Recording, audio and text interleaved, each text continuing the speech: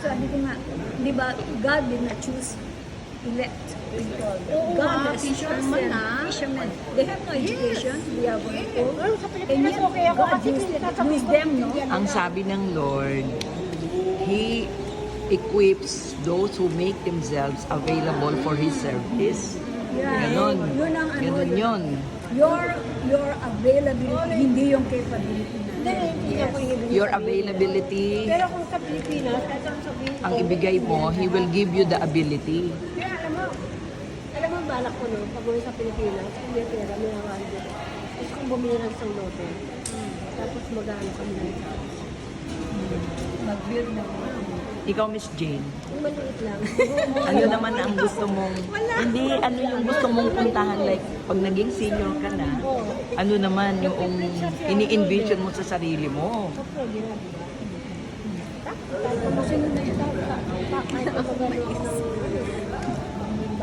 Pero ano, pagtanda ko, gusto ko mag-retire sa Italy. Oo. Kasama yung mga pamangkin at kapatid. Sa Pati Italy. mag-serve din dun sa church, no? Okay. Ayun yung vision ko, na ako magre-retire ako. Para ano, Ikaw naman, Miss Nens. Magpatayo dyan ng mali. Ha?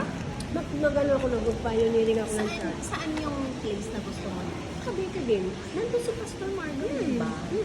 Pero, kaya lang siyempre, sabi nga hindi It's not easy natin pwedeng criticize yung mga kumbaga, yung mga natawag. They were called for a purpose to evangelize, to share God's gospel. Kaya hindi natin sila pwedeng, we cannot comment bad about them. Kaya, Si Pastor, pwede mo mag-imbitahin siya. oo, parang ano yun sila. Yung ano nga, Tao din kasi. Ako pumunta. Tao din sila, Nagkakamali din talaga. may pagkakamali. Because they Ang are pinakamaganda talaga.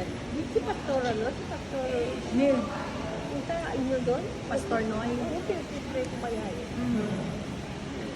Ikaw, Miss Nens. Anong masasabi mo?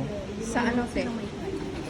Yung, halimbawa, kung magre-retire ka, anong iniisip mo para sa retirement mo? Ako talaga is I will serve talaga. I will serve the Lord until my last breath. Praise God. Ganun naman talaga. No? Parang, Kasi isa pa ako, wala akong pamilya eh, nag-iisa. So, at saka ano talaga siguro, well ni God talaga siguro na hindi niya ako pinapag-asawa kasi So, merong meron siyang inihanda yan sa ang iyo na purpose niya. gawain. No? full time talaga. Okay, thank you for that.